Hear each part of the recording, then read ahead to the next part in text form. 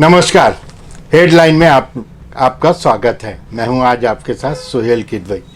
Headline जो अखबारों की सुर्खियों पर छपी खबरें हैं और उसके अंदर की खबरें हैं, उन पे एक समीक्षा की जाती है इस कार्यक्रम में, और उन खबरों के बारे में चर्चा करने के लिए हमारे साथ कोई ना कोई एक ऐसा विशेष मेहमान रहते हैं।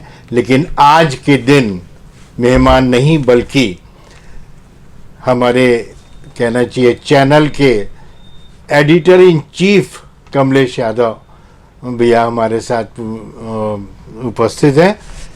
भैया स्वागत तो नहीं बोल सकता, धन्यवाद लेकिन आज आपसे ही शुरुआत करेंगे। तो सबसे पहले लेते हैं अखबारों की सुर्खियां। ये दैनिक भास्कर की खबर है, आज हिंदी दिवस है। आप सभी लोगों को हिंदी दिवस की ढेर सारी शुभकामनाएं। आसाम, मेघालय, मिजोरम की छात्राएं हिंदी टीचर बनने के लिए रायपुर में पढ़ रही साहित्य। लोग हमें चीनी चाउमीन कहते हैं पर हम भारतीय हिंदी पढ़ने आए हैं। यह दैनिक भास्कर में हेडलाइन छपी खबर। ट्रेनें रद्द होने का विरोध, छत्तीसगढ़ में कांग्रेस ने रेल रोकी, पटरी पर लेट गए। रायपुर, बिलासपुर, दुर्ग, रायगढ़ में ट्रेनों की आवाजाही प्रभावित। इंडिया गठबंधन की पहली रैली अगले महीने भोपाल में, ये भी एक बड़ी खबर है जो चर्चा का विषय है। हरी भूमि लेते हैं। हरी भूमि में हाई कोर्ट का आदेश, जहां हैं वहीं रहेंगे शिक्षक। प्रमोशन ऑर्डर भी नहीं होंगे कैंसिल। 600 याचिकाओं पर एक साथ हुई सुनवाई। हरी भूमि ने हेडलाइन लगाई हुई है। छत्तीसगढ़ की 38 सीटों पर मंथन, पहले घोषित होंगे आदिवासी इलाकों के उम्मीदवार। ये भाजपा के जेपी नड्डा जी ने कहा। नई दिल्ली से खबर है, 75 लाख परिवारों को मिलेगा मुफ्त एलपीजी कनेक्शन। ये हरी भूमि की खबर है। भैया खबरें शुरू करने के पहले सबसे पहले लेते हैं, आज हिंदी दिवस है। हिंदी दिवस पर ये एक बहुत महत्वपूर्ण दिवस है। इसमें एक खबर है भैया, आज हिंदी दिवस है। आसाम, मेघालय, मिजोरम की छात्राएं हिंदी टीचर बनने के लिए रायपुर में पढ़ रही साहित्य। लोग हमें चीनी चाउमीन कहते हैं पर हम भारतीय हिंदी पढ़ने आए। ये तो खैर खबर है भैया, लेकिन एक ये भी उठा है अभी मामला, कल की खबरों में अक्सर देखने को आया, लगभग सभी समाचार पत्रों में भी आई है और टीवी चैनलों पे भी हमने देखा कि हिंदी को राष्ट्रीय भाषा घोषित कर दिया जाए। देखिए, वो राष्ट्रीय भाषा, राज्य भाषा को लेकर के बहुत सारी कंट्रोवर्सी है, और चूंकि साउथ के लोगों ने इसका सबसे पहले विरोध किया था। पूर्वोत्तर में भी कई भाषाएं बोली जाती हैं, और जिस खबर का आपने उल्लेख किया, लद्दाख और वो इलाका जो है पूर्वोत्तर भारत जिसे हम कहते हैं, वहाँ हिंदी नहीं बोली जाती। लेकिन जो लोग हिंदी बोलते हैं बड़ी स्पष्ट बोलते हैं, विशेष करके अरुणाचल प्रदेश के जो लोग हैं, वो चीन से लगा हुआ इलाका है, कई बार उस पर दावा भी किया करता है चीन का अरुणाचल प्रदेश हमारा है। तो ये तो उसकी बेईमानी है, और बेईमानों के बारे में ज़्यादा बात करने की आवश्यकता नहीं है। वहाँ के लोग हिंदी आकर के पढ़ रहे हैं। रायपुर में या दिल्ली में भी कई बार इस तरह की खबरें आती है कि उनको कह दिया जाता है कि चीनी दिख रहे हैं आप। तो उनके साथ जो व्यवहार लोगों का होता है, व्यवहार जो भारतीय के साथ होना चाहिए वो नहीं होता, इसका उन्हें कष्ट है। वही बात यहाँ कही गई है।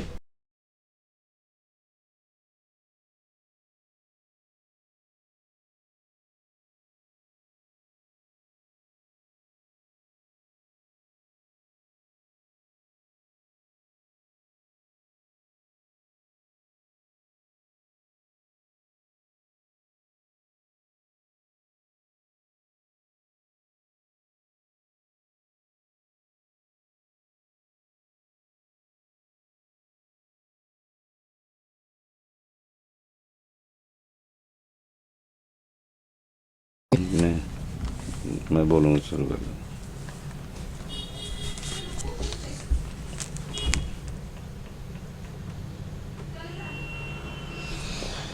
तो मैं कह रहा था, बिजली बार बार हमारे बीच में व्यवधान उत्पन्न करती है, और ये कोरबा ऊर्जा धानी और हमारा दुर्भाग्य है कि यहाँ पे बिजली की जो व्यवस्था है, कुछ बताने की जरूरत नहीं। कई बार हमारे आपके बीच में संवाद होता रहता है और विघ्न पैदा कर दिया करती है। आज भी वही कर रही है, तो हमारी तो आदत में शामिल हो गया है। मैं कह रहा था कि अरुणाचल प्रदेश पे चीन का जो अधिकार और ये सारी बातें होती हैं, इसके बीच में इस तरह की खबर आना, अभी रायपुर से, जो छत्तीसगढ़ में हिंदी बोली जाती है, हिंदी भाषी लोग हैं, यहाँ छत्तीसगढ़ी भी जो बोली जाती है वो हिंदी है, हमारी देवनागरी लिपि से ही जुड़ी हुई है, बोली है। अब यहाँ पे आके जो पढ़ने वाले लोग हैं वो भी अगर अपना दर्द बयां करते हैं कि हमको चाऊ चू कहा जाता है, यानी चीनी माना जाता है जी। सिर्फ उनकी संरचना है, जो देखने सुनने, उनकी जो सूरत है, वो चूंकि उससे लगा हुआ इलाका है, और जिसके कारण कई बार लोग कंफ्यूज हो जाते हैं कि ये चीनी है, या जैसे नेपाल के लोग हैं, वो आसपास के लोग रहने वाले जो वहाँ के हैं, तो उनको ये मान लिया जाता है कि कहीं ये उसमें ये नेपाली तो नहीं है, जबकि वो भारतीय हैं। तो ये लगे हुए इलाकों में ये स्थिति रहती है। आप अगर उत्तराखंड में जाके देखेंगे तो वहाँ जो टोपी वोपी जिस तरह की पहनते हैं लोग, तो कई बार वो होता है कि बातचीत भी ऐसी करते हैं जैसे लगता है कि ये उधर से जुड़े हुए हैं, जबकि ऐसा है नहीं। भारत अपने आप में इसीलिए दुनिया में बड़ा खूबसूरत देश माना जाता है कि यहाँ विविध भाषाएं हैं, विविध बोलियां हैं, संस्कृतियाँ इतनी हैं, परंपराएं इतनी हैं कि अपने आप में इतना समृद्ध है ये कि इसके सामने कोई दूसरा देश टिकता ही नहीं। और इस देश को जब आज़ादी मिली तो उसके पहले भी ये बातें होती थी, और आज़ादी के समय में बात आई कि पूरे देश को जोड़ने के लिए एक लैंग्वेज हमारी हो। उस समय आई राष्ट्रभाषा के रूप में हिंदी को स्वीकार करना चाहिए, लेकिन ऐसा नहीं हो पाया। कारण था कि यहाँ पे अनेक बोली और भाषाएं हैं हमारे देश में। साउथ ने इसका ज़्यादा विरोध किया, जबकि साउथ के ही कुछ अच्छे जो विद्वान लोग थे, जो राजनीतिज्ञ थे, उन लोगों ने हिंदी की वकालत की और कहा कि हिंदी को होना चाहिए, हर देश की अपनी एक भाषा होनी चाहिए। लेकिन वो राजनीति की भेंट चढ़ गई। खैर, जो वहाँ के लोग हैं उनको हो सकता है कि इससे आपत्ति हो, आपत्ति नहीं होना चाहिए। और आपत्ति करने वाले वही लोग हैं जिनके बाप दादा पहले हिंदी की बात किया करते थे। लेकिन राजनीति है, राजनीति किसी भी रूप में हमको दिखाई देती है, उसके विभिन्न रूप हैं। तो कभी वो राक्षसी दिखाई देती है, कभी वो देवी दिखाई देती है। तो चूंकि लोकतंत्र है हमारे, हम उसको स्वीकार किए हैं तो हमको मानना पड़ेगा।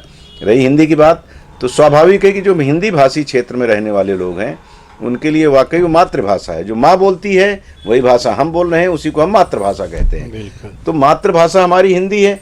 हमारे यहाँ भी साउथ वाले अगर ये बात कहते हैं तो एक बार समझ में आता है कि उनके यहाँ लोकल है, कन्नड़, मलयाली, तमाम भाषाएं हैं। लेकिन जो उत्तर भारत में रहने वाले लोग हैं, इस हिस्से में रहने वाले लोग हैं, पंजाब, हिमाचल प्रदेश से लेकर के बिहार तक, ये वो इलाका जो हिंदी भाषी इलाका है, यहाँ भी लोगों में अब अंग्रेजी बोलने का चलन आ गया है। तो मैं तो कई बार इस बात को, जब कुछ कार्यक्रमों में हम लोग बुलाए जाते हैं वहाँ, और जब बोलना होता है इंग्लिश मीडियम स्कूल में, तो मैं तो सगर्व इस बात को कहता हूँ, बात ही वहीं से शुरू करता हूँ कि मुझे अंग्रेजी नहीं आती, इसका मुझे अभिमान है। कोई शर्मिंदगी नहीं है, बल्कि अभिमान है कि मुझे अंग्रेजी नहीं आती। बहुत सही बात। कहने में कोई गुरेज नहीं। कोई भी अंग्रेजी दा बात करता है तो मैं बोलता हूँ भैया हिंदी आती है आपको, हिंदी में बात करिए। और नहीं आती तो मैं किसी अनुवादक का सहारा लेता हूँ, कोई संकोच नहीं है। हम बचपन से ही अंग्रेजी के विरोध में थे। तो ये अपनी व्यक्तिगत बात हो गई। हमारी मातृभाषा जो है वो मातृभाषा हमारी हिंदी है। तो हम जो हिंदी भाषी क्षेत्र के लोग हैं अंग्रेजी को जानें, क्योंकि आपको अब वैश्विक व्यवस्था जो है, किसी दूसरे देश में जाना है तो वहाँ की भाषा में आपको बात करना पड़ेगा। आप वहाँ की भाषा सीखिए। अब अरुणाचल, अब हमारे देश के लोग हैं, हमारे ही शरीर के अंग हैं वो, जो यहाँ आकर के हिंदी सीख रहे हैं, इसलिए कि हिंदी का बोलबाला बढ़ा है। लेकिन वो सिर्फ व्यवसाय में। आप उसको अगर इस रूप में लें कि आप घर में भी वही भाषा अगर बोलेंगे। अब मैं कई बार ऐसा होता है सोहेल कि हमारे बीच में ही रहने वाले लोग जिनकी मातृभाषा हिंदी छत्तीसगढ़ी है, वो अपने बच्चों से अंग्रेजी में बात करते हैं। और जो उनसे बोला जाता है कि ऐसा क्यों करते हैं, तो बोले कि तो छत्तीसगढ़ी कभी भी सीख जाएंगे, हिंदी कभी भी सीख जाएंगे, अंग्रेजी सीख लिए रहेंगे। तो अरे मैं बोला मूर्ख, मातृभाषा कहाँ हुई? तो आप अपने बच्चों को सारी भाषाएं पढ़ाओ, जितने योग्य हैं उनको और सुयोग्य बनाइए। लेकिन हिंदी के प्रति आपके मन में अगर अनुराग नहीं होगा तो भारत माता की जय बोलते समय भी आपके मन में वो भाव पैदा नहीं होगा जो भाव होना चाहिए। भारत यानी हिंदी, हिंदी यानी भारत, ये भाव लेकर के। इसलिए मैं नहीं कह रहा हूँ कि हम लोग हिंदी भाषी या अंग्रेजी से दूर हैं, बल्कि इसलिए कह रहे हैं कि हमारे यहाँ के जो पुरोधा थे, जिन्होंने इस राष्ट्र को एक विकसित राष्ट्र के रूप में देखा, सपना देखा था, या जो इसको विश्व गुरु की आसंदी पर विराजमान होते देखना चाहते हैं, उनकी सबकी, मैं पार्टी की बात नहीं करूँगा कि कांग्रेस के लोग कहते हैं कि भाजपा के लोग कहते हैं, सारे दल के जो नेता हैं वो हमारे देश के हैं, हमारे रहनुमा हैं। वो सारे चाहते हैं कि भारत की तूती एक बार पूरी दुनिया में बोले। तो भारत की तूती तभी पूरी दुनिया में बोलेगी जब एक भाषा होगी, और वो भाषा है हिंदी। जी भैया, बिल्कुल आप ठीक बोल रहे हैं। भले ही, लेकिन इस बात में एक बात ये है भैया कि जब तक है ना कि लोगों में अवेयरनेस नहीं आएगा, इतना हिंदी को लेकर के जिस तरह की बातें की जा रही, जितना इसके लिए आगे लोग संघर्ष कर रहे हैं, एक पढ़ा लिखा तबका हिंदी को आगे करने के लिए कर रहा, लेकिन एक स्टैंडर्ड सा बन गया खास करके उच्च वर्ग में या बड़े उन स्कूलों में कि नहीं, इंग्लिश के बिना काम ही नहीं चलता, हिंदी में बात मत करो। तो आपको ऐसा नहीं लगता कि इसको पूरी सख्ती के साथ लागू किया जाए तभी होगा? अब एक स्टैंडर्ड बन गया। अब मैं आपको ये बता दूं, सीधी सी बात है कि मैं ये एनटीपीसी की बात आपको बिल्कुल सच बात बता रहा हूँ कि ये डीपीएस स्कूल के बच्चे खड़े हुए थे और वहीं पे हिंदी स्कूल के बच्चे खड़े हुए थे, आपस में एक बच्चा हिंदी स्कूल के बच्चे से बात कर रहा था, तो डीपीएस स्कूल का बच्चा बोलता है कि वो तो हिंदी स्कूल के बच्चे से बात कर रहा है। ऐसे मतलब ये भावना बच्चों में आती है, उसको दूर करने के प्रयास कैसे किए जाएं और कैसे इसको लागू किया जाए कि हिंदी को लेके लोगों के अंदर से, मन से ये बात जागे कि हमें जो उसमें उतरने की कोशिश करते हैं उनको ही पता होता है। जैसे कहा जाता है ना कि मैं बपुरा बूढ़न डरा रहा किनारे बैठ, जिन ढूंढा तिन पाइयां गहरे पानी पैठ, मैं बपुरा बूढ़न डरा रहा किनारे बैठ। तो जब आप उसमें डूबने के लिए जाओगे ना, डर के मारे अगर आप नहीं अंदर उतरोगे तो आपको गहराई का पता कहाँ से लगेगा। हिंदी अपने आप में इतनी समृद्ध है, ये कहा जाता है कि संस्कृत में 1 लाख अक्षर हैं, 1 लाख शब्द हैं, अक्षर नहीं शब्द हैं, और हिंदी संस्कृत की व्युत्पत्ति उसकी हुई है। अंग्रेजी में कितने शब्द हैं बताने की जरूरत नहीं है, एक संबोधन के लिए, तमाम संबोधन के लिए एक ही वर्ड, आंटी अंकल, और हमारे यहाँ क्या है उस पर विस्तार में जाने की जरूरत नहीं, हम और आप इस्तेमाल करते हैं। तो बड़ी दरिद्र भाषा है अंग्रेजी, उसको सिर्फ और सिर्फ आप इस्तेमाल करें संपर्क के लिए। लेकिन हिंदी जब आप माँ बोलते हैं ना तो नक से लेके सिख तक झंकृत हो जाता है। अब आप शब्दों की मर्यादा देखिए, सृजन कैसे हुआ होगा, एक एक शब्द को रचने के लिए हमारे मनीषियों ने कितनी हड्डियां गलाई होंगी, बिल्कुल, कितना ज्ञान प्राप्त किया होगा, और उसके बाद उसका निष्कर्ष निकला होगा, तब एक शब्द का सृजन हुआ है। उसको आसान मत समझिए, अंग्रेजी नहीं है, हिंदी है। हिंदी के बारे में तो खैर हम लोग चूंकि हिंदी भाषी क्षेत्र के लोग हैं, हिंदी पे प्रेम है, हिंदी से अनुराग है, प्रेम न कहें अनुराग है, समर्पण है, इसलिए उसके बारे में जानते हैं। जो लोग अंग्रेजी दाँ हैं, वो अंग्रेजी दाँ को आप देख लीजिए कि हिंदी भाषी घर में जहाँ सब लोग हिंदी बोलते हैं, जिनकी मदर लैंग्वेज जो भी है, अगर उड़िया बोलता है, बंगाली बोलता है, उसके घर में अगर अंग्रेजी ने प्रवेश कर दिया तो उसका घर बिखर गया है। अधिकांश लोगों को देखा गया है कि उनके अंदर अंग्रेजियत आ जाती है, अकेलापन, मेरी बीबी, मेरा बच्चा, सिर्फ वहीं तक वो सीमित होकर रह जाते हैं। बहुत अच्छी बात। लेकिन ये हिंदी है कि सारे संबोधन, भाई बोलेंगे तो बाह पे बल पड़ता है, बहन बोलेंगे तो हृदय तक पहुंचती है बात, माँ बोलेंगे झनकित होता है पूरा शरीर, और जरा मदर, सिस्टर, ये सब बोलिए नाक से, मुंह, गले से नीचे नहीं उतरता। तो ये संबोधन जो दिए गए हैं, क्या कहा जाए, हिंदी को तो शोध करने वालों से बात करिए तो आपको पता लगे कि हिंदी कितनी सुंदर भाषा है। उसके हर शब्द में ऐसे, मतलब एक एक शब्द पे शोध करने लायक है। तो अंग्रेजी और हिंदी की तुलना तो कहीं है ही नहीं। एक को हम ये कह सकते हैं कि वो नगर वधू है और एक वो जो देवी है, बस इतना ही अंतर मैं महसूस करता हूँ अंग्रेजी और हिंदी में। बहुत सुंदर बात किया। मैं हकीकत बताऊं दोस्तों आप लोगों को कि जब कमलेश भैया ये बात बोल रहे थे, मेरे रोंगटे खड़े हो रहे थे। उन्होंने ये कहा कि मैं सीधे सीधे लोगों को ये बोल देता हूँ कि भाई मैं इंग्लिश को महत्व नहीं देता या इंग्लिश नहीं जाता, हिंदी में मुझसे बात करिए। और हिंदी का जो उन्होंने स्वरूप रखा है सामने, मेरा ख्याल है कि हमारे देखने सुनने वाले जो दर्शक है इस बात को बहुत गहराई से सोचेंगे कि हिंदी को इतनी खूबसूरत ढंग से, वो भी आज के दिन, जो कमलेश भैया ने रखा है, ये वास्तव में हम सब आपके लिए एक बहुत बड़ी चीज़ है। हिंदी को अपनाइए। और आखिर के इनके शब्द अगर आप ध्यान दें तो इन्होंने कहा कि अंग्रेजी जैसे नगर वधू और हिंदी देवी है। मेरा ख्याल अब इससे बड़ी बात हिंदी में और नहीं कहा जा सकता। बहरहाल आते हैं अगली खबर पर। भैया एक खबर और है जो अभी खास करके सियासी गलियारों में बहुत ज़्यादा वो हो रही है। इंडिया गठबंधन की पहली रैली अगले महीने भोपाल में है। इंडिया गठबंधन को लेकर के जो कयास लगाए जा रहे हैं, जो बातें हो रही हैं, जो सियासत हो रही है, वो मेरा ख्याल है मुझसे बहुत कुछ ज़्यादा आप जानते हैं। आपको क्या लगता है ये पहली रैली कितनी सफल होगी, उसका कितना असर पड़ेगा सियासत में? विधानसभा बोल दें आप या लोकसभा चुनाव में देख लें? बिल्कुल इसका असर पड़ेगा। और हमारे देश में अगर हम इसकी पृष्ठभूमि देखें तो इंडिया को तो शार्ट में कह दिया जाता है, असल में INDIA है वो जी, तो उसको शार्ट में इंडिया बोल देते हैं। तो वो उसको एक सोची समझी रणनीति के तहत विपक्षी दलों ने वो नाम दिया। और ठीक है, राजनीति में सब कुछ होता है। हमारे देश में गठबंधन की राजनीति आज की नहीं है। 47 में जब हमारा देश आज़ाद हुआ तो उस समय जो पहली सरकार बनी थी वो गठबंधन की ही सरकार थी। सभी दलों के लोगों को जो विरोध में एक दूसरे के कहा करते थे, विरोधी आइडियोलॉजी थी, वो लोग भी सब एक साथ, श्यामा प्रसाद मुखर्जी जी थे, कम्युनिस्ट के तमाम नेता थे, जवाहरलाल नेहरू जी प्रधानमंत्री थे देश के, सारे लोगों ने मिलकर के इस राष्ट्र के नव सृजन के लिए या सृजन के लिए या उसको संवारने के लिए, सृजन में कहें तो राष्ट्र पता नहीं कब से सनातन की बात करें तो उसके और उसको संवारने के लिए, क्योंकि अंग्रेजों ने और बीच के कालखंड में मुगलों ने जो इसको बर्बाद किया था, उसको ठीक करने के लिए जो पहली सरकार बनी थी वो गठबंधन सरकार थी। उसके बाद फिर बीच में कुछ दौर ऐसा है, 77 में गठबंधन सरकार, फिर 87-88 में गठबंधन सरकार, 89 में हुआ, VP सिंह जी प्रधानमंत्री थे, फिर देवगौड़ा, फिर अटल बिहारी वाजपेयी जी। उसके बाद तो क्रम शुरू हो गया है। अब कोई भी ठीक है, 2 बार से भारतीय जनता पार्टी पूर्ण बहुमत में है, लेकिन उसके बाद भी वो NDA बना करके वो गठबंधन चला रही है, सरकार चला रहा है गठबंधन।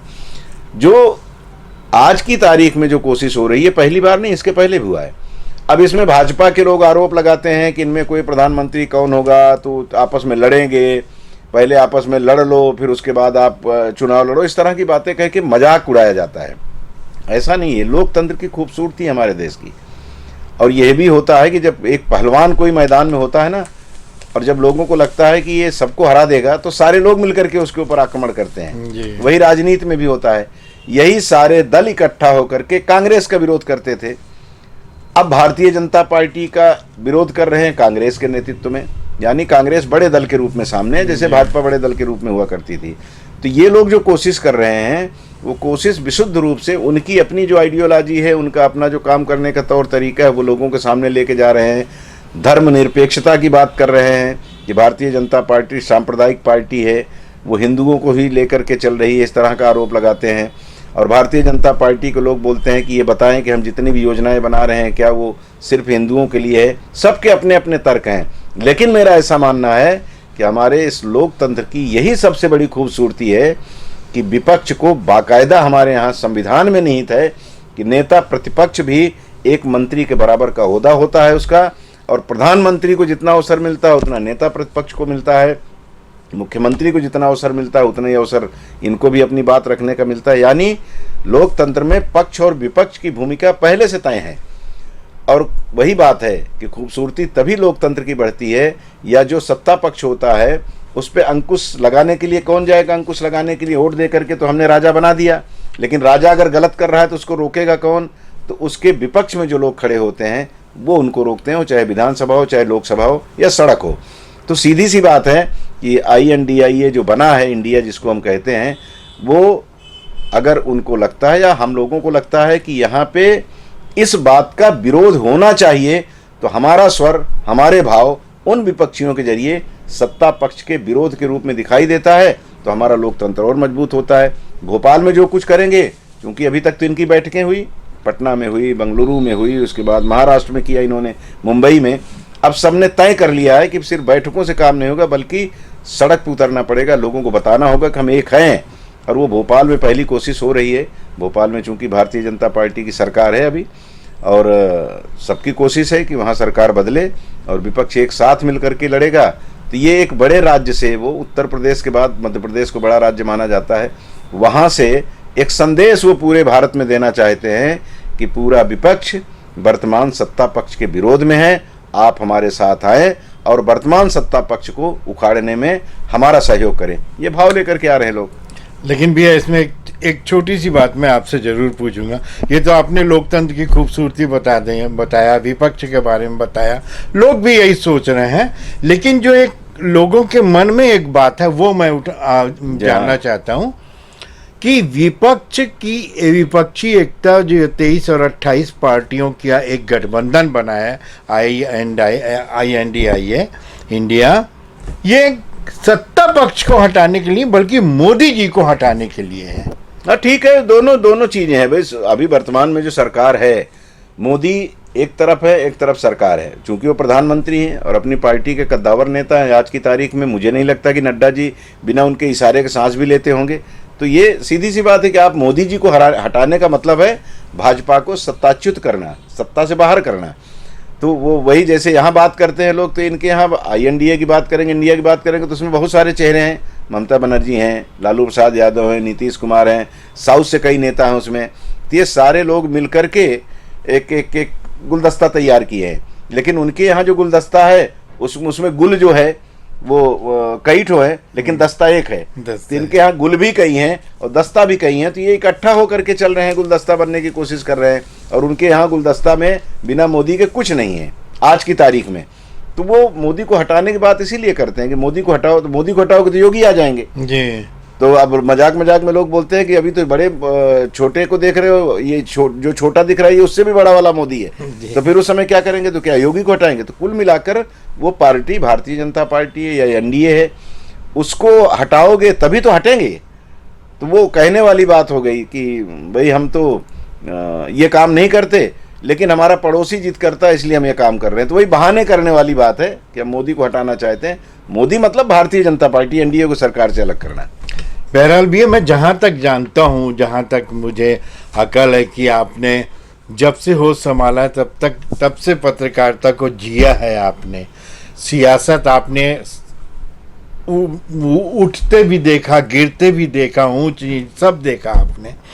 मतलब मैं एक हिम्मत कर रहा हूँ आपसे ये सवाल पूछने का, क्योंकि लोगों के जहन में, और आप हर वक्त नहीं मिल पाते, किसी के साथ बैठे रहते हैं हेडलाइन पे, तो आप उनको ज़्यादा वो पूछते हैं। मैं आपसे पूछना चाहता हूँ कि विधान, आपका पर्सनल ओपिनियन नहीं है पब्लिक को लेकर के, ये कोरबा की जनता को लेकर के, कि इंडिया जैसे घोसी का जो चुनाव हुआ उसमें ये बात उठी कि इंडिया गठबंधन की जीत है, पहली बात। दूसरी बात यह है कि इससे 2024 का चुनाव प्रभावित होगा। मैं अगर आपको से पूरे वैश्विक स्तर की बात करूं तो वास्तव में इसका कितना असर पड़ेगा या लोगों पे कितना प्रभाव पड़ेगा, खासकर आप कोरबा के परिप्रेक्ष्य में भी बताएं, और ये देश के जो 24 के भी चुनाव, घोसी का जो चुनाव हुआ था, घोसी का उपचुनाव, वहाँ सपा ने वो सीट हासिल कर ली। भारतीय जनता पार्टी का प्रत्याशी वहाँ से हार गया, और वो वही प्रत्याशी था जो सपा से चुनाव जीतता था। वो भाजपा में चले गए, उपचुनाव हुआ और फिर पार्टी ने उनको अपना प्रत्याशी बनाया और चुनाव हार गए। तो ये कहा जा सकता है कि वहाँ के लोगों ने उनको सबक सिखाया कि हम तुमको सपा के प्रत्याशी के रूप में चुनाव जितवा करके भेजे थे विधानसभा, लेकिन तुमने वहाँ जाकर के हमारे साथ दगा किया, क्योंकि सिंबल का एक बड़ा महत्व होता है, बहुत होता है। उसको आपने हमको दगा दिया, अब दोबारा आप दूसरा कमल लेकर के आ गए साइकिल की बजाय, तो हम आपको सबक सिखाने के लिए। दूसरी बात जो INDA के साथ जोड़ा जा रहा है उसको, ये स्वाभाविक है कि एक संकेत तो गया, अगर वहाँ और भी दल चुनाव लड़ते तो बीजेपी को उसका लाभ मिलता, लेकिन सबने अपने आप को किनारे कर लिया, सपा को छोड़ दिया। सपा ने वहाँ से आराम से सीट और अच्छे वोटों से उस सीट को जीता है। लेकिन कई बार सुहेल, राजनीति में जो कहा जाता है ना कि यहाँ पे कहीं पे निगाहें कहीं पे निशाना होता है, बेशक। तो कई बार ये होता है, राजनेता ये भी करते हैं, बड़ी पार्टियां ये भी करती हैं, कई बार दिखा है वो कि एक चुनाव, दो चुनाव में, उपचुनाव वगैरह में उनको जीतने देते हैं, दिखाते हैं कि हमने पूरी ताकत लगा दी, लेकिन वो कहीं से ऐसी व्यवस्था अंदर से कर दी जाती है कि कार्यकर्ताओं को कह दिया जाए बोलो जोर लगा दो, लेकिन फिर धीरे से कह दिया जाए आराम से, कोई दिक्कत नहीं है। तो वो समझ जाते हैं कि हमें बहुत कितनी ताकत लगाना है। चुनाव जो जीतता है वो अतिरेक में आ जाता है, उसका आत्मविश्वास, मतलब ओवर कॉन्फिडेंस जिसको अंग्रेजी में कहते हैं। तो जब उसका ओवर कॉन्फिडेंस बढ़ेगा तो स्वाभाविक है कि वो गलतियां कुछ करेगा, और गलतियां करेगा तो दूसरा आदमी उसका लाभ ले लेगा।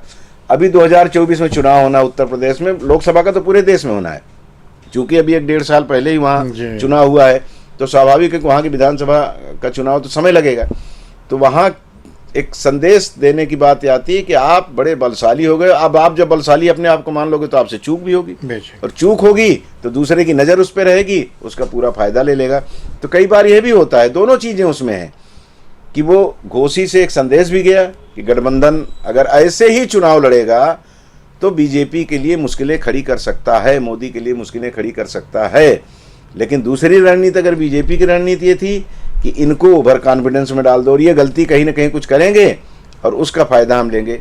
अब इसमें होता है ना कि जैसे वो लोग बोलते हैं ना कि कोई एक युद्ध हो रहा है और उसमें सब ने मिल करके किसी को हरा दिया, और फिर सबके मन में ये भाव आ जाता है कि नहीं, उसको हराया था मैं, राजा के ऊपर प्रहार मैंने पहले किया था जिसके कारण वो हारा या वो मरा, और फिर सब आपस में लड़ने लगते हैं और उसका फ़ायदा दूसरा ले लेता है। 77 का चुनाव मुझे याद है, 77 में चुनाव हुआ, मुरारजी भाई देसाई देश के प्रधानमंत्री बने, और उस समय राजनारायण सिंह उनको हराए थे, इंदिरा गांधी जी को रायबरेली से 1 लाख से अधिक वोटों से हराए थे। तो उस समय ये कहा जाने लगा कि मैंने राजा को हराया, यानी इंदिरा गांधी जी प्रधानमंत्री थी, उनको मैंने हराया तो मैं ही प्रधानमंत्री बनूं। इस तरह से लोग चुटकुलेबाजी करते थे, कहते थे। अब उसमें अंदर खाते क्या बात थी ये पता नहीं। कई लोग इस तरह की बातें कहते हैं कि भाई अगर किसी राजा को मारता था जो, तो उसको कहा जाता था तुम राजा जैसे हो, तुम राजा बनो। कोई गुंडा किसी गुंडे को मारता था, बोले अब यहाँ की बात साथ तुम्हारी होगी। तो वैसे ही राजनीति में भी कहना लोगों ने शुरू कर दिया था।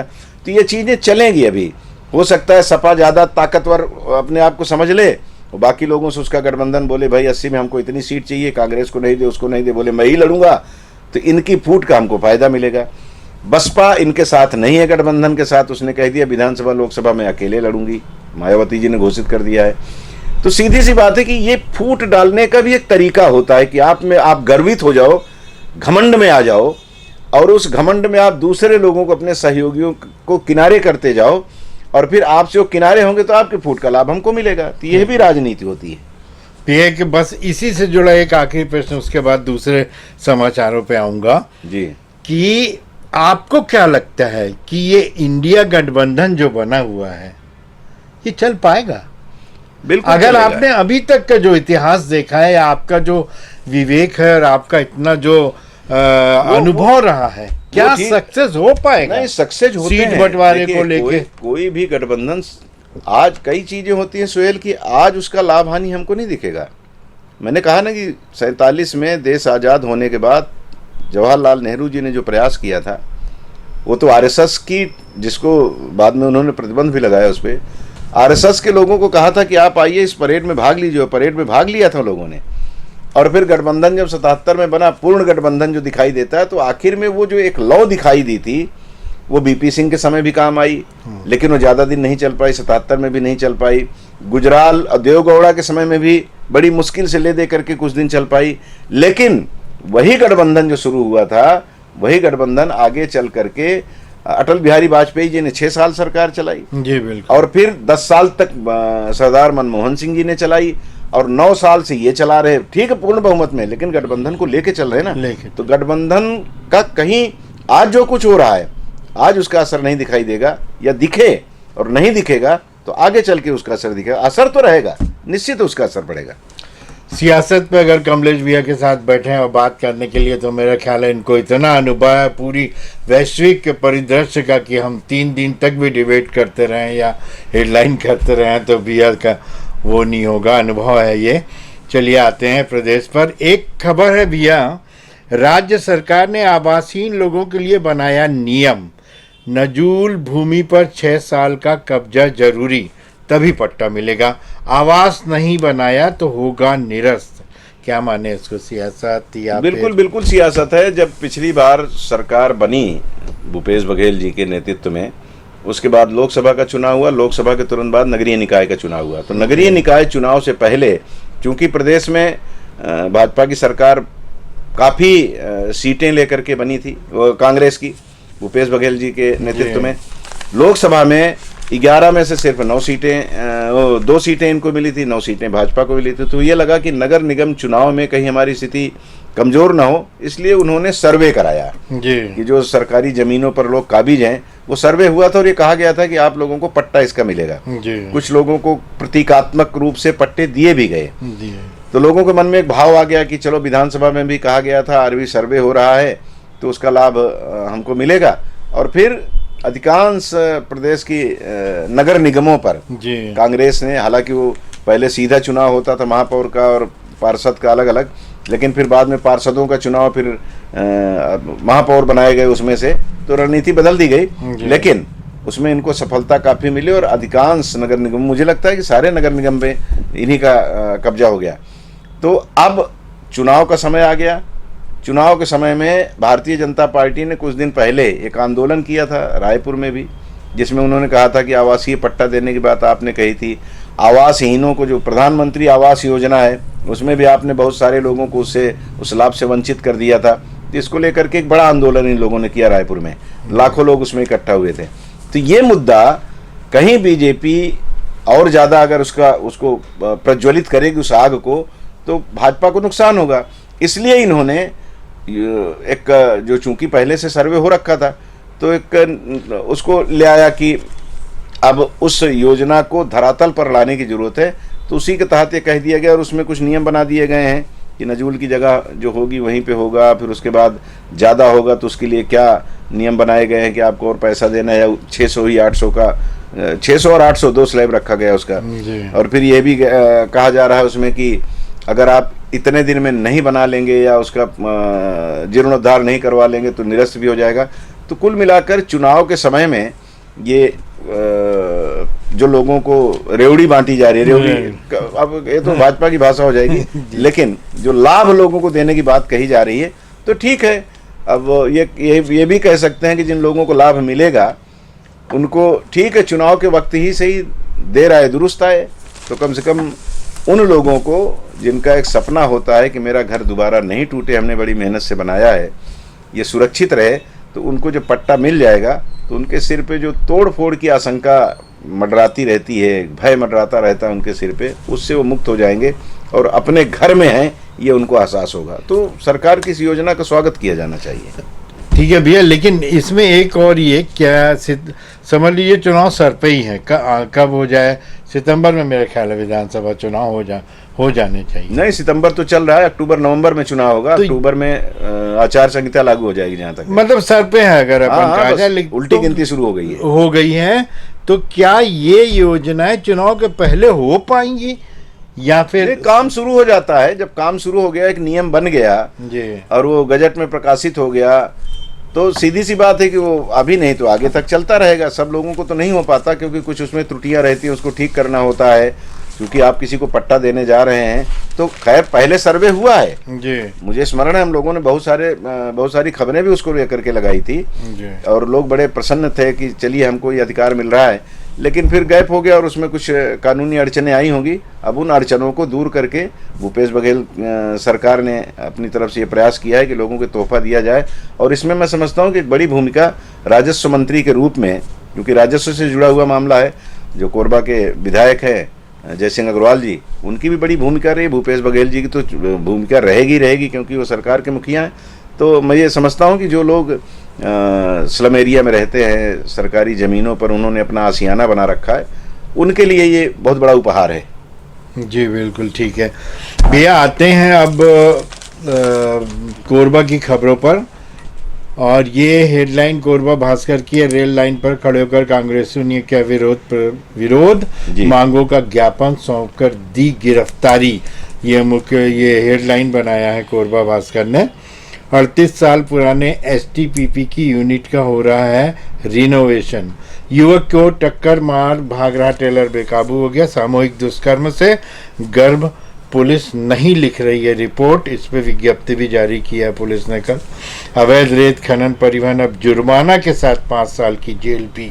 आवासीय स्कूल में छात्रों के बीच जमकर मारपीट, परिजन चिंतित। नगर पालिका अध्यक्ष बोली भारी वाहनों की आवाजाही से समस्या।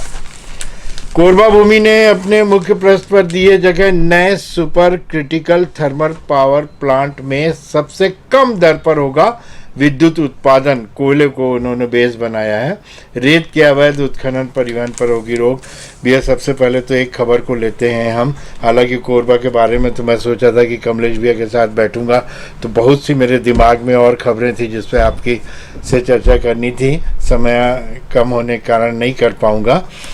कल की बात अगर अब हम करें तो हालांकि पहले मैं आपकी बात कर लूं कि रेलवे के विषय में आप लोगों ने अपनी समिति के माध्यम से बहुत सी, आज से नहीं बहुत पहले से आप लोग आवाज़ उठाते हैं। मेरा ख्याल है आपकी समिति को पूरा श्रेय जाता है। कोरबा में आज जो भी रेल सुविधाएं मिल रही हैं उस पर आप लोगों की समिति में तो भूल भी गया हूँ कौन कौन थे उसमें, लेकिन ये जरूर मालूम है आपके साथ जाता था अक्सर, आप भी उसमें सक्रिय भूमिका निभाते थे। अब भैया ये कल कांग्रेस ने किया, रेल लाइन पर खड़े होकर कांग्रेस ने किया विरोध, मांगों का ज्ञापन सौंप कर दी गिरफ्तारी, एक सांकेतिक प्रदर्शन किया गया, कुछ देर के लिए रोका गया और पूरे प्रदेश में ये चल रहा है। ये तो कैसा क्या माना जाए, इसको सियासत माना जाए? एक चीज और जोड़ दूंगा, बाद में नहीं बोल पाऊंगा, कि चूंकि ये जनता से जुड़ी समस्याएं हैं तो ये देखा गया है कि जनता से जुड़ी समस्याएं हैं, उतने लोग वहाँ नहीं जुड़े कि हमारे जिले की समस्या हमारे उससे वो लोग नहीं पहुँचे। नेताओं में भी वही नेता पहुँचे जो स्थानीय थे, जबकि यहाँ पे चरणदास महंत जी थे, जयसिंह अग्रवाल भी थे और यहाँ पर और भी वो थे, और पब्लिक उतनी नहीं इंटरेस्ट ली। इसको क्या माने, सियासत है या फिर? तीन चार चीजें सोहेल इसमें एक साथ जुड़ जाती हैं। जो आपने कहा कि सबसे पहले तो क्लियर कर दें कि वो कोरबा विकास समिति रेल करके हम लोगों ने बनाई थी और उसके बैनर तले हम लोगों ने जो संघर्ष किया उसमें सारे दल के लोगों को एकत्रित किया था और वो भाजपा के, कांग्रेस के, कम्युनिस्ट पार्टी के और जितने भी यहाँ श्रमिक संगठन हैं वो सारे के सारे लोग, सामाजिक संगठन, जातीय संगठन, सब लोगों को एकत्रित करके वो संघर्ष किया गया था और उसमें हसदेव एक्सप्रेस हमको प्राप्त हुई थी जो कोरबा से रायपुर के बीच में आना जाना करती है। वो एक बड़ी उपलब्धि रही है और सब लोगों ने मिल करके और पूरे कोरबा ने उसमें साथ दिया था। क्योंकि वो कोई किसी दल का नहीं था इसलिए सब लोग उसमें थे, दलगत राजनीति से ऊपर उठ करके लोगों ने साथ दिया था। पहली चीज़ तो ये क्लियर। और पहले जो संघर्ष हुए थे, चैम्बर ने संघर्ष किया था, तो उस संघर्ष में भी हम लोग खड़े थे पत्रकार के रूप में कि भाई शहर का मामला है तो हम लोग शहरवासी हैं, यहाँ जो कुछ मिलेगा वो हम लोगों को भी प्राप्त होगा, इसलिए हमारा एक नैतिक दायित्व बनता है कि कलम या कैमरे के अलावा भी हमारा एक जीवन है, उस जीवन के मतलब उस जिम्मेदारी का निर्वहन करते हुए हम उसमें शामिल हुए थे। तो वो संघर्ष कई हुए और संघर्ष में हम लोगों ने भी अपनी भूमिका निभाई जहाँ तक हो सका। अब दूसरी बात आपने कल के आंदोलन की कही कि इसमें आम लोग क्यों नहीं थे, तो चूंकि ये कांग्रेस का आंदोलन था, हम लोगों ने जो किया था वो सब लोग मिल करके कर रहे थे और उसमें परोक्ष रूप से, प्रत्यक्ष रूप से तो हम लोग थे, परोक्ष रूप से सारे लोग थे। वो प्रेस का नेतृत्व था एक तरह से कह लिया। माखीजा जी को हम लोगों ने अपना संयोजक बनाया था, हम किशोर शर्मा जी, राकेश श्रीवास्तव जी, ऐसा करके हितानंद अग्रवाल जो भाजपा के हैं, ऐसे श्रीकांत बुधिया जी कांग्रेस के हैं, ये सब सह संयोजक के रूप में हम लोगों ने काम किया उसमें। तो वो सब लोग इसलिए इकट्ठा हो गए थे चूंकि कल का आंदोलन कांग्रेस का आंदोलन था और सिर्फ कोरबा के लिए नहीं था, वो प्रदेश व्यापी था। पूरे प्रदेश में कांग्रेस ने कल ये आंदोलन किया। तो ये कहा जा सकता है कि आपने ये आंदोलन इसलिए किया कि चुनाव नज़दीक आ गया है और चूंकि केंद्र का मामला है तो उसको राजनीतिक रूप दे सकते हैं कि राजनीतिक चश्मे से देखा जा सकता है कि एक राजनीति की गई। लेकिन मैं ऐसा मानता हूं कि जैसे लोग बोलते हैं ना कि मैं तुम्हारे मुंह में जलेबी भर के कूटूंगा, तो बोले कूट ले भाई, रस तो मिलेगा, मुझे थोड़ा दर्द तो होगा। तो जो कुछ हुआ वो आम लोगों के लिए ही था। अगर इसमें कहीं कुछ दबाव बनता है, कुछ प्राप्त होता है, कुछ रेलवे सुधरता है तो उसका फायदा पूरे छत्तीसगढ़ को प्राप्त होगा। तो एक ये फायदे की बात और राजनीति की बात हो गई। अब आप आ जाए कोरबा में। कोरबा में जो कल आंदोलन हुआ उसमें चरणदास महंत जी चूंकि विधानसभा अध्यक्ष हैं, वो कहीं नहीं जा सकते ऐसे आंदोलन में। राजस्व मंत्री के रूप में जयसिंह अग्रवाल जी विधायक के रूप में तो वो जा सकते थे, लेकिन वो राजस्व मंत्री भी हैं, वो भी ऐसे आंदोलन में शामिल नहीं हो सकते। वो व्यवस्था ऐसी है कि आप उसमें नहीं जा सकते। लेकिन पुरुषोत्तम कंवर जी को होना था, मोहित केरकेट्टा को होना था, कांग्रेस के विधायक हैं, और एक और विधायक है हमारे, वो तो ननकी राम जी, तो मान लीजिए भारतीय जनता पार्टी के, तो उनको तो नहीं आना था क्योंकि वो कांग्रेस का आंदोलन था। लेकिन ये दोनों की उपस्थिति वहां पे होनी थी, जबकि कोरबा में उपलब्ध थे वो जी। अब वो ठीक है, मोहित राम जी तो सवेरे मुलाकात भी उनसे हुई थी, लेकिन अभी अब चुनाव का समय आ गया है तो लोगों को लगता है कि यहाँ उतना फायदा नहीं मिलेगा, कार्यकर्ताओं के बीच में जाऊंगा या भ्रमण करूंगा तो वहाँ ज़्यादा फायदा मिलेगा, शायद वो सोच हो। सीधी सी बात है कि कोरबा के लोग उसमें इसलिए शामिल नहीं हुए कि कांग्रेस का, फिर वही कह रहा हूँ कि कांग्रेस का ये आंदोलन था, नहीं तो आह्वान किया जाता। और कल एक अच्छी बात ये रही कि 2-3 और संगठन बने हुए हैं रेलवे संघर्ष समिति वगैरह, उनके भी पदाधिकारी वहाँ पहुँचे थे। भले 2-2, 3-3 लोग ही थे, लेकिन वहाँ पहुँचे और उन्होंने वहाँ मतलब अपनी अपनी भूमिका वहाँ निर्वहित की कि नहीं भाई हम आपके साथ हैं, क्योंकि कोरबा के हित का मामला है, ये किसी पार्टी का मामला तो है, लेकिन हम किसी पार्टी की तरफ नहीं आए हैं, बल्कि हम कोरबा के साथ जो अन्याय हो रहा है, छत्तीसगढ़ के साथ जो अन्याय हो रहा है, उसमें हम भी अपनी भूमिका निभा रहे हैं। अब इसमें हम कोरबा में आ जाएं, अगर कोरबा के लोग आना चाहिए था, जब हम लोग जा सकते हैं जो निष्पक्ष हैं, तो और लोगों को भी आना था, नहीं आए, तो ये उनकी मैं कहता हूं कि नादानी है। जो शहर में आप खड़े हैं, शहर में आप उस संकट को देख रहे हैं अपनी आंखों से, तो फिर आप अगर नहीं बोलेंगे तो राजनेता किसके लिए करता है? हमारे आपके लिए करता है। जब भाजपा के लोग करें, कांग्रेस के कोई भी करें, उनकी राजनीति हो सकती है, उसका लाभ वो ले सकते हैं या नुकसान उनको हो, अपना जाने हो, लेकिन वो लाभ तो हमें मिलेगा ना। तो उस लाभ से हम अपने आप को वंचित कर लेते हैं अगर वहाँ नहीं जाते। अगर वहाँ हुजूम होता है ना, तो नेताओं का भी मनोबल बढ़ता है। भाजपा का हो तो भाजपा में भी जाइए आप, कांग्रेस का हो तो जो निष्पक्ष है उनको जाना चाहिए। कोरबा के साथ जो रेलवे अन्याय कर रहा है, ये बताने की जरूरत नहीं है। जो ट्रेन आप सवेरे यहाँ से निकलती है वो 4 घंटा में, 3.5-4 घंटा में रायपुर पहुँच जाती है, वो ट्रेन आपको 7 घंटा 6 घंटा में ले जा रही है। वहाँ से जो ट्रेन 4 घंटा 3.5 घंटा में कोरबा आ जाना चाहिए, वो ट्रेन आपको रात को 1 बजे 2 बजे ला के छोड़ रही है। कई ट्रेनें आप यहाँ से स्टेशन पहुँचते हैं, पता लगा ट्रेन रद्द है। ठीक है, अपनी तरफ से जानकारी दी जाती है, उनकी तरफ से अखबारों में छपता है, हम लोग भी खबर को लगाते हैं, लेकिन कितने लोग हैं उनको देखते हैं? रूटीन जरूरी काम है, चलो ठीक है, निकले स्टेशन पे पहुंचे, पता लगा ट्रेन नहीं। और ये जब हमारे आपके साथ होता है तो उस समय हमारे मन में क्या भाव आता है? यही होता है कि अगर रेलवे का कोई बड़ा अधिकारी मिल जाए जो नीति बनाने वाला है, तो चरण पादुका उतार करके उससे बात करें। क्योंकि क्रोध आता है इसलिए कि हमारा पूरा प्रोग्राम चेंज हो गया। हम कहीं मान लो जरूरी काम से जा रहे हैं, दवा के लिए जा रहे हो, कहीं शादी विवाह में जा रहे हैं, किसी आवश्यक काम से जा रहे हो, हमारा काम नहीं हो पाता। और कितने लोग सक्षम हैं जो बिलासपुर अपनी गाड़ी लेके चले जाएंगे, रायपुर अपनी गाड़ी लेके चले जाएंगे। तो ये पैसेंजर ट्रेनों का रद्द होना आम लोगों के हितों के साथ कुठाराघात, उनका मजाक है, उनके साथ ये घिनौना मजाक रेलवे को बंद कर देना चाहिए। क्योंकि कोरबा इतना कुछ आपको दे रहा है और आप कोरबा को सिर्फ अंग्रेजों की तरह एक उपनिवेश आपने समझ रखा है कि इसका सिर्फ और सिर्फ दोहन करो। तो भाई गाय और भैंस को भी पहले चारा खिलाया जाता है, उसके बाद दूधे हैं। अगर दूधे निकालते रहोगे ना तो थोड़े दिन बाद दूध की जगह खून देना शुरू कर देगी, मर जाएगी।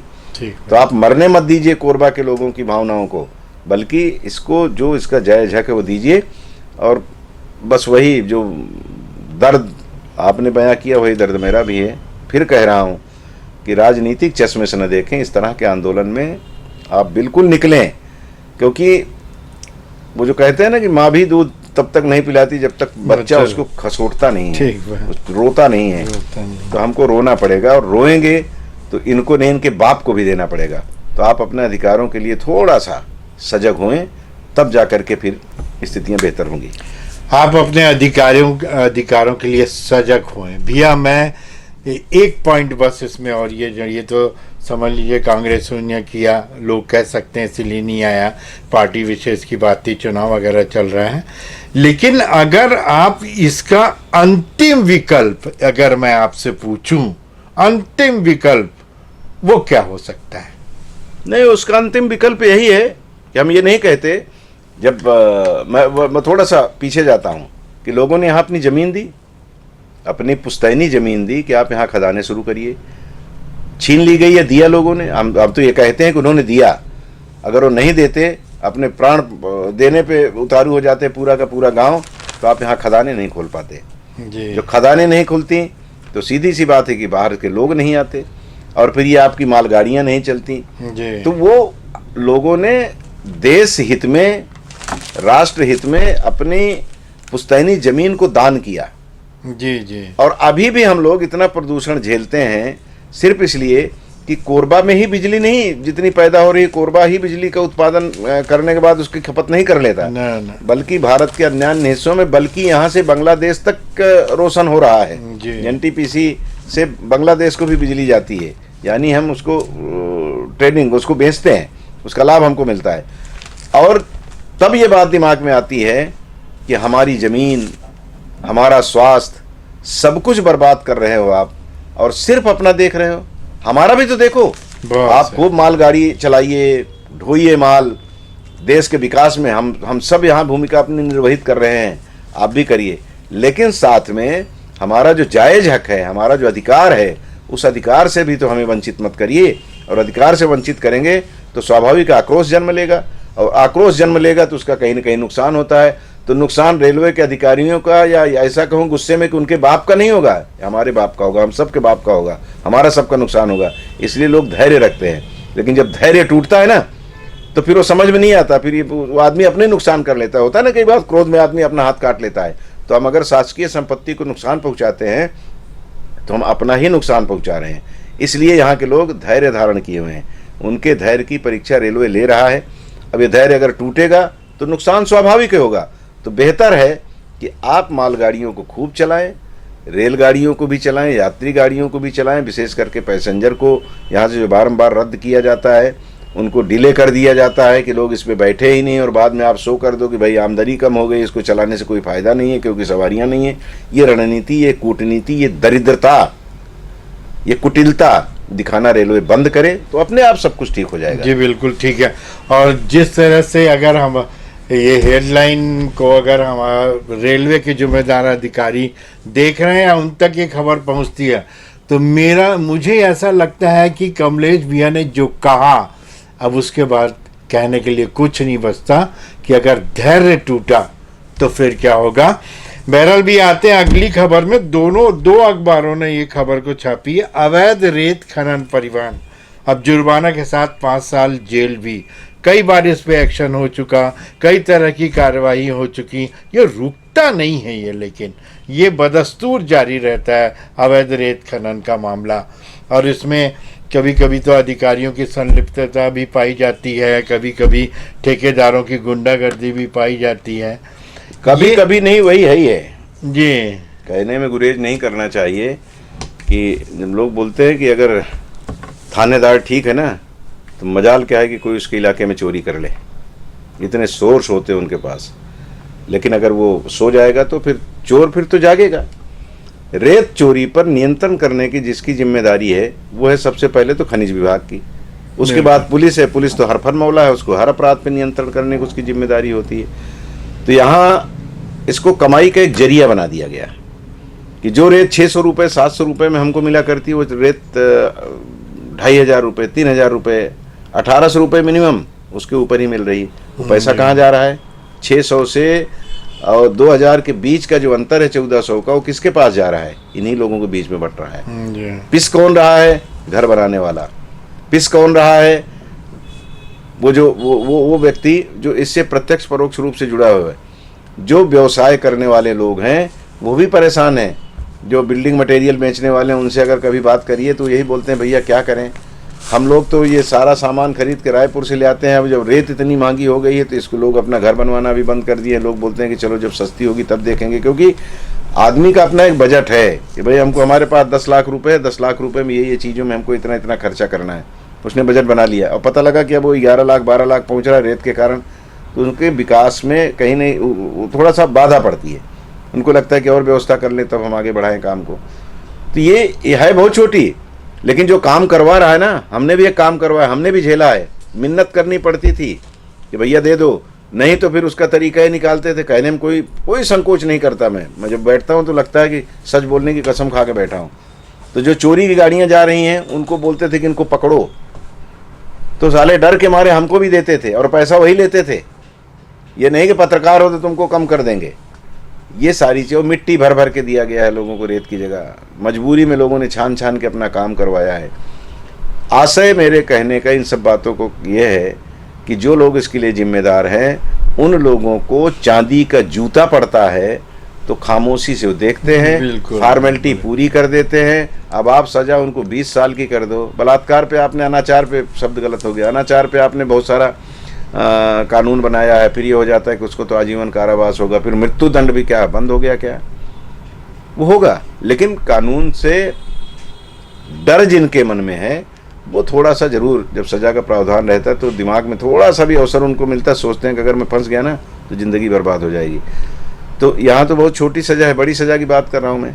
तो ये रेत चोर जो हैं, अब इनको इनकी कमाई में से कुछ हिस्सा भी इनके पास जाएगा, क्योंकि अब सजा का प्रावधान हो गया। तो बोले पहले तो तेरे को 500 में छोड़ देता था बेटा, अब तेरे को 1000 देना पड़ेगा क्योंकि सजा हो गई है। तो अब उनकी कमाई से कुछ हिस्सा इनके पास जाएगा, बाकी कोई असर अभी पड़ता दिखाई नहीं दे रहा है।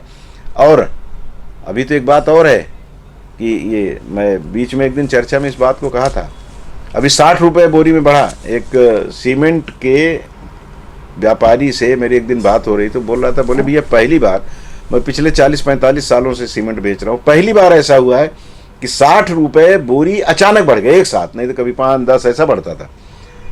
छड़ में भी रेट बढ़ गया 4000 रुपये टन। ये मैं एक हफ्ता पहले की बात कर रहा हूँ, अभी इस बीच क्या हुआ अभी मुझे नहीं पता। ये रेट जो बढ़ रहे हैं ये कहीं ना कहीं लोगों का मुंह भरने के लिए, पेट भरने के लिए बढ़े हैं। चुनाव है, पार्टियों को चंदा देना है उनको, बिल्कुल भाजपा को भी देना है, कांग्रेस को भी देना है, केंद्र में भाजपा की सरकार है, प्रदेश में कांग्रेस की सरकार है, सबको चंदा देना है इन सरमाएदारों को। तो वो अपने बाप दादा की संपत्ति बेच के तो देंगे नहीं, तो वो जहाँ जो उत्पादन कर रहे हैं उसी पे उन्होंने रेट बढ़ा दिया। यानी हमारी जेब से पैसा निकाल करके इन राजनेताओं को दिया जाएगा कि आप जाओ, इससे बिछिया बांटो, इससे चांदी बांटो, इससे सोना बांटो, इससे दारू बांटो, इससे साड़ी बांटो, चुनाव जीतो और आके हमारे ऊपर राज करो। तो हमारी जेब से ये सारा निकलता है, सारा नुकसान हमको ही होता है, आम आदमी को, इनको कोई फर्क नहीं पड़ता। तो जो लोग इस तरह का कृत्य करने वाले हैं ना, जो आखिरी में मेरे दिमाग में आती है और मैं कहता हूँ और सच भी यही है कि धीरू भाई अंबानी को भी 8 कुंटल लकड़ी लगी थी और 8 मीटर कपड़ा, वही हमको भी लगेगा, वही आपको भी लगेगा, वही सबको लगेगा, वही जो मजदूरी करने वाला बीपीएल परिवार का व्यक्ति उसको भी लगेगा। तो अंत वही है। तो चाहे जितना इकट्ठा कर लो, अंत में सबको यहीं छोड़ के जाना है। ये भाव जब मन में आए तो कुछ तो ईमानदारी आएगी। बहरहाल भी अब इसमें तो मेरा ख्याल है इतना बोल दिया आपने, इतना ही काफ़ी है समझने वालों के लिए। और ये रेत का जो अवैध उत्खनन है जो इसमें चल रहा है वो शायद ही बंद हो पाए। भैया ने जैसे ही बोल दिया अभी, और बताने के लिए अब कुछ नहीं रह गया जी। अंतिम चलते चलते भैया एक लास्ट, बस मैं दरअसल आप की बिना मतलब इजाज़त अपने, ये हमारा सवाल कहना चाहिए या मैं सोच रहा हूँ या जनता सोच रही है। कोरबा विधानसभा की 4 सीटें हैं सियासत की तरफ। तो एक आखिरी प्रश्न भी है, मैं आपका विचार जानना चाह रहा था।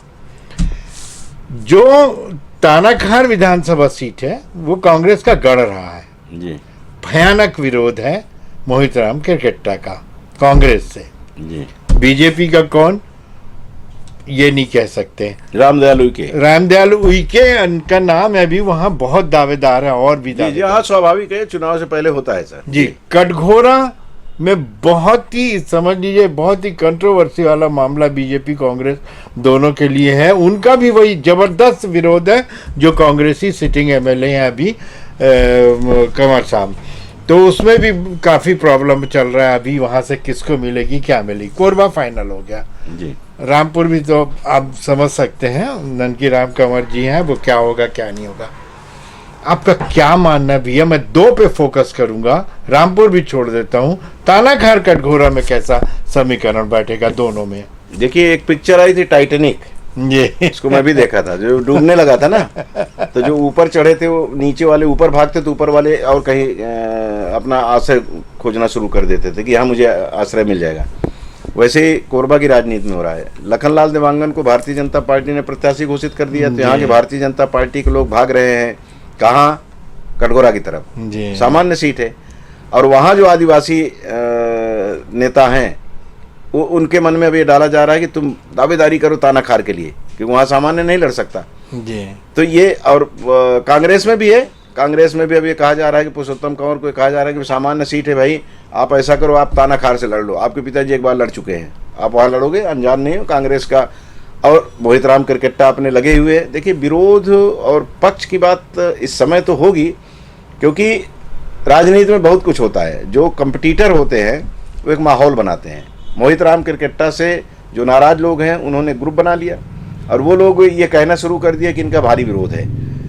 और मोहित राम केरकेट्टा भी बीच में किए थे कि कुछ लोगों का एक समूह लेकर के वो बैठे और उनसे बयान जारी करवा दिए कि यहाँ कोई विरोध है ही नहीं। तो राजनीति में चलता है, अभी ये सब चलेगा चुनाव तक, जब तक टिकट डिक्लेयर नहीं होगी चलेगा, और बाद में फिर अभी वाह बात हो रही, फिर आंतरिक बातें होने लगेंगी। तो रामपुर में भारतीय जनता पार्टी और कांग्रेस के कई लोग लगे हुए हैं। तानाखार चूंकि आदिवासी सीट है, तो रिजर्व है, इसलिए वहाँ पे संख्या कम है, लेकिन संख्या हमें कम दिखाई दे रही है। वहाँ भी जो सरपंच हैं उनको भी लगता है कि जब मैं अपने गांव का चुनाव जीत सकता हूँ तो मैं विधानसभा का क्यों नहीं जीत सकता। रामदयाल उइके जब मरवाही से आकर के यहाँ चुनाव जीत सकते हैं तो किसी दूसरी सीट से आके कोई क्यों नहीं जीत सकता। ये सब तमाम बातें चलेंगी। तो अभी मुझे लगता है सोहेल कि इस पे अभी कि क्या होगा कह पाना बहुत कठिन है। भाजपा और कांग्रेस में दोनों में आंतरिक रूप से अभी बहुत सारे लोग तैयारी कर रखे हैं कि हमको टिकट मिलेगी तो मैं लड़ूंगा, और वो अपने अपने जो उनके आका हैं, चाहे स्थानीय हो चाहे बाहर के, उनके सब के पास ड्योढ़ी पे जाकर के सलाम पेश कर रहे हैं कि हुजूर हमको दे दो, मैं आराम से इस सीट को निकाल करके आपकी झोली में दे दूंगा। तो उसमें ऐसे लोग भी जा रहे होंगे, जा रहे नहीं बोल रहा हूँ, जा रहे होंगे जिनको ये पता है कि मेरे कहने पे मेरी अर्धांगिनी यानी पत्नी भी वोट नहीं देने वाली। वो लोग भी ये बोल रहे हैं कि मैं सामने वाले की जमानत जब्त करवा दूंगा। तो राजनीति यही तो है। राजनीति ये एक ख्वाब है। अब उस सपने में उनको दिख गया कि मैं विधायक बन रहा हूँ, तो सवेरे से झोला टांगे और कुर्ता पैजामा पहने निकल गए लोगों के बीच में, बस मैं दावेदार हूँ। उनकी भी चर्चा कुछ लोग करने लगते हो। फिर शाम को जरा मधुरस अंदर गया तो उसके बाद तो फिर मत पूछिए, फिर तो उनको ही नेता बना देते हैं क्योंकि दारू पिला रहे हैं। तो ये अभी आनंद का समय है, अभी लोग आनंद ले रहे हैं, सब अपनी अपनी ढपली अपना अपना राग कर रहे हैं। अब ये दोनों पार्टियों के आला कमान पर डिपेंड करेगा कि वो किसकी तरफ जा रहे हैं। और एक बात इसमें और याद आ गया तो कह दूं कि आप पार्टी ने यहाँ तो घोषित कर दिया विशाल केलकर को कोरबा से, सारी सीटों पर उनके लोग लड़ रहे हैं। और जो मुझे पता लगा है कि आदिवासी क्षेत्रों में तो आदिवासी चुनाव लड़ेगा, रामपुर से और वहाँ से तानाखार से, तो वहाँ इन लोगों ने अपने प्रत्याशी लगभग तय कर लिए हैं और ऐसे लोगों को खड़ा करने के फिराक में है जहाँ वो भाजपा के और कांग्रेस के दोनों के वोट काटे। अब अगर जो अभी रिपोर्ट है वो परिवर्तित हुई यथार्थ में, तो सीधी सी बात है कि फिर उस समय ये देखना होगा कि भाजपा को वोट ज़्यादा काटे कि कांग्रेस के काटे। कांग्रेस का काटेंगे तो भाजपा को लाभ मिल जाएगा, भाजपा का काटेंगे तो कांग्रेस को लाभ मिल जाएगा।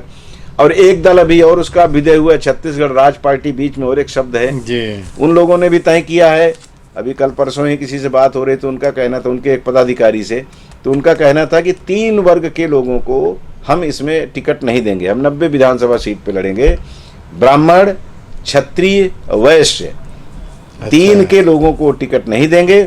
बाकी पिछड़ा वर्ग, दलित, अल्पसंख्यक, अनुसूचित जाति जनजाति, इनके लोगों को वो टिकट देकर के चुनाव लड़वाएंगे। ये आप पार्टी की बात? नहीं, आप नहीं। अच्छा, नई एक पार्टी छत्तीसगढ़ प्रांतीय पार्टी बनी है, उसका रजिस्ट्रेशन हो गया है, वो घड़ी उनको चुनाव चिन्ह मिला है।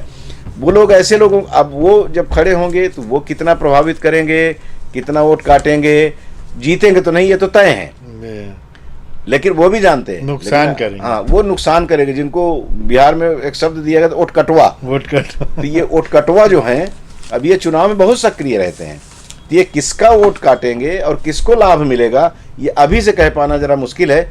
जब ये परवान चढ़ेगा खूब और लोगों के यहाँ भीड़ दिखेगी, लोगों के बीच में जाके चर्चा की जाएगी, तब ये पता लगेगा कि ये किसको नुकसान पहुँचाने। और थोड़ा बहुत अंदाज मिलता है, क्योंकि अब मतदाता बहुत चतुर हो गया है।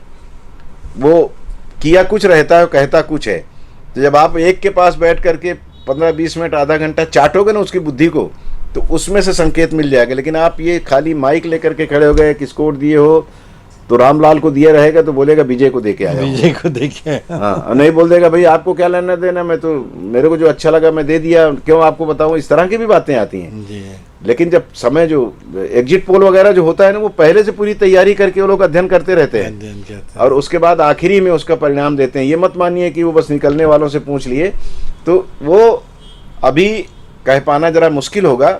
जितने भी सर्वे अभी होते हैं, एक सर्वे आया है, मैं अभी देख रहा था, तुम पढ़े नहीं उसको, भूपेश बघेल की सरकार को 62 सीटें मिल रही हैं, पूर्ण बहुमत में आ रहे हैं, इस तरह की बातें हैं। तो ये अभी का है और मैं किसी पे प्रश्न चिन्ह नहीं लगाता। हम लोग भी इलेक्ट्रॉनिक मीडिया से जुड़े हुए हैं, 36-37 साल हो गया इस काम को करते हुए, तो हम अपने ही बिरादरी के ऊपर प्रश्न चिन्ह नहीं लगाऊंगा। लेकिन यह भी सही है, इस कहने में भी इसको संकोच नहीं करना चाहिए कि कई बार भाजपा के पक्ष में जो सर्वे आते हैं ना, वो प्रायोजित होते हैं, कांग्रेस के पक्ष में जो सर्वे आते हैं वो भी प्रायोजित होते हैं। ऐसा इसी दल के लोग ही कहा करते हैं। जी जी जी। जिसकी सरकार बनती दिख रही ना सर्वे में, हाँ जी, वो तो बोलेगा हाँ बिल्कुल ठीक है, लेकिन विपक्ष वाला बोलेगा पूरा ये बनाया हुआ है, पूरा सुनियोजित तरीके से इसको दिखाया जा रहा है ताकि लोगों का मनोबल बढ़े। कार्यकर्ता जो डूब गया है, अपने आप को मान रहा है पार्टी डूब रही है, उसका मनोबल बढ़ेगा, अधिकारी हमारे फेवर में आ जाएंगे। ये माहौल बनाने के लिए ऐसे तमाम तर हम लोग सुनते हैं, जब चैनलों पर बैठे थे जो मुर्गों की लड़ाई कराते हैं ना चैनल वाले, जी जी तो उसमें यही सब रहता है। मुर्गों की हाँ, लड़ाई। तो अभी सब सही। ऐसे ही चलेगा जी। समय कम है और बातें बहुत हैं, और अभी तो चुनाव का जो मौसम है, चुनाव की जो तापमान है वो अभी बहुत तेज़ी से बढ़ेगा। और हम आपको कमलेश भैया की बेबाक और जो इनका बेबाक विश्लेषण है वो हम आपको सुनवाते रहेंगे। आगे भी हम चर्चा करेंगे, बीच बीच में निवेदन करेंगे। बहरहाल हेडलाइन में आज सिर्फ इतना ही। कल हम फिर हाजिर होंगे अखबारों की सुर्खियों को लेकर के। तब तक के लिए इजाज़त दीजिए। नमस्कार। नमस्ते।